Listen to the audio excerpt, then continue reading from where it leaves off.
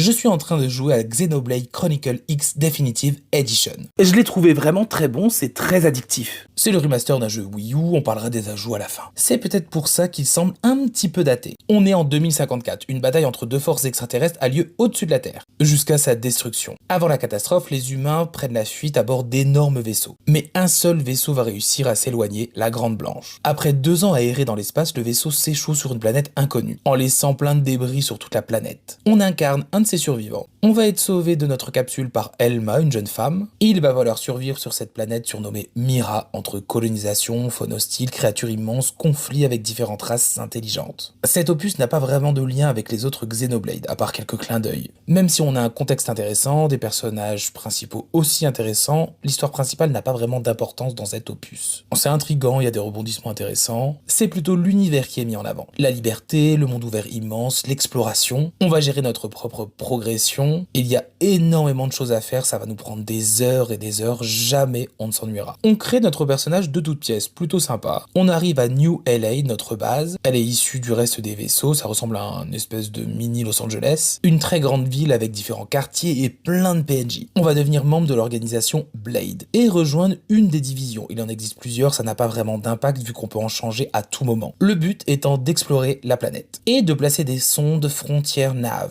pour récolter des données, ramasser des items, affronter des créatures et résoudre tout un tas de quêtes. En fait, ça permet de révéler la carte et de donner un point de téléportation. Il est important d'explorer, c'est la clé ici. Le pourcentage d'exploration de telle ou telle zone nous donnera accès à certaines quêtes et parfois c'est indispensable pour la quête principale. L'exploration, c'est le cœur du jeu. De découverte en découverte, la planète est immense avec plein d'endroits différents. Les sondes qu'on installe sont indispensables parce qu'elles permettent d'extraire du miranium, c'est la ressource de la planète, et qui nous sera indispensable dans l'aventure. Il y a toute une gestion des sondes, leur emplacement, leur type, pour accroître le rendement, mais aussi l'argent que ça nous rapporte. C'est plutôt intéressant. Dans ce jeu, on aura le droit à 5 types de missions différentes. Et il y en a beaucoup dans chaque type. D'abord, les missions principales, celles qui font progresser l'histoire. Les missions normales, c'est un peu les quêtes secondaires, elles sont scénarisées, débloquent pas mal de choses, et font progresser notre personnage ainsi que leurs relations avec les autres. Les missions d'entente qui permettent de faire évoluer nos affinités avec tel ou tel personnage, les missions tête à tête qui sont liées à un personnage, et les missions de base qui sont très basiques, très proches d'activités annexes. On fait ce qu'on veut, quand on veut, enfin si on a le niveau, ça va nous occuper des heures et des heures. Si à ça on ajoute l'exploration, la recherche de trésors, la chasse aux monstres spécifiques, il y aura énormément de boulot. Dès qu'on sort de notre base, on a envie d'explorer ce monde primitif gigantesque. Il y a 5 grandes régions qui composent la planète Mira, c'est très sauvage, on peut mourir à n'importe quel moment, c'est assez dangereux. Il faut tout faire pour éviter les ennemis puissants qui peuvent être alertés avec un son ou juste en nous voyant. C'est beau, c'est majestueux, on a juste envie d'explorer